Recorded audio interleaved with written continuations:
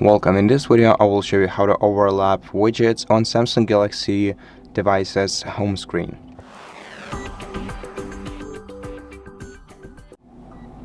To overlap any widget that you have on your home screen, you just have to hold your finger down on it for a couple of seconds and then select Create Stack.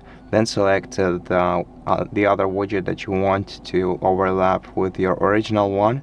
For example, let's select the internet time from the health application, and now we can basically switch between these two widgets, and we can edit stack and add more widgets to the stack. For example, let's add a Gemini widget.